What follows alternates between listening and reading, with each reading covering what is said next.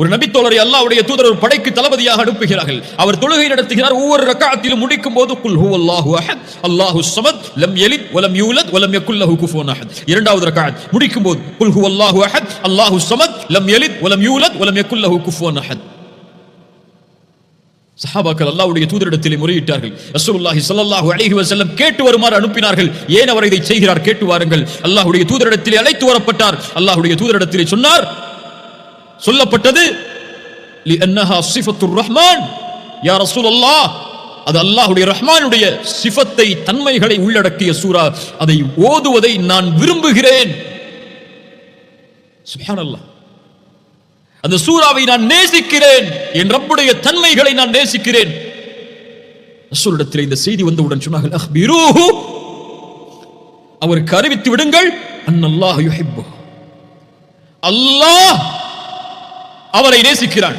யா அஹி, என் சகோதரனே, இதை விட என்ன சிறப்பு வேண்டும் இந்த உலகத்திலே? படைத்த ரப்பு ஒருவனை நேசித்து விட்டால் ரசூலுல்லாஹ் சொன்னார்கள் அக்பிரூஹு, அல்லாஹ் அவரை நேசிக்கிறான். அல்லாஹ் எப்போது நேசிப்பான்? குர்ஆனில் பல இடங்களில் அல்லாஹ் சொல்கிறான், நான் எதை விரும்புகிறேனோ அதை செய், அல்லாஹ் உன்னை நேசிப்பான். யாரை அல்லாஹ் விரும்புகிறான், எதை அல்லாஹ் விரும்புகிறான்? ஃபஇன்னல்லாஹ யுஹிப்புல் முத்தகீன், தக்வாவை உடையவர்களை அல்லாஹ் நேசிக்கிறான்.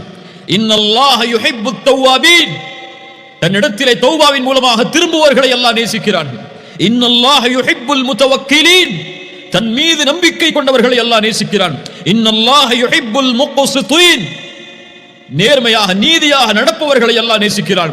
வல்லாஹு யுஹிப்புஸ் ஸாபிரீன், பொறுமையாளர்களை அல்லாஹ் நேசிக்கிறான். வல்லாஹு யுஹிப்புல் முஹ்ஸினீன், இஹ்சானை உடையவர்களை அல்லாஹ் நேசிக்கிறான். அல் இஹ்சான் என்னென்று பார்த்தோம். அல்லாஹ் என்னோடு எப்படி நடந்து கொள்ள வேண்டும் என்று நான் விரும்புகிறேனோ அப்படி நான் படைப்புகளோடு நடந்து கொள்ளுதல். அந்த இஹ்சானை, நல்ல முறையில் செயல்பாடுகளை அமைத்துக் கொள்பவர்களை அல்லாஹ் நேசிக்கிறான். ரசூலுல்லாஹ் சொன்னார்கள், அடியார்களில் அல்லாஹ்விற்கு விருப்பமானவர்கள், அல்லாஹ் நேசிக்கக்கூடியவர்கள், மனிதர்களுக்கு பலனுள்ளவர்களாக வாழக்கூடியவர்கள். அல்லாஹ் அதை நேசிக்கிறான். அல்லாஹு அக்பர். அல்லாஹ்வுடைய நேசத்துடைய மிக முக்கியமான அடையாளம், நிபந்தனை, நாம் மறந்து வாழ்ந்து கொண்டிருக்கக்கூடிய ஒன்று, அல்லாஹ்வுடைய நேசம் வேண்டும் என்றால் அல்லாஹ்வுடைய இறை நேசர்களை நேசியுங்கள், உங்களோடு வாழக்கூடிய முஃமின்களை நேசியுங்கள்.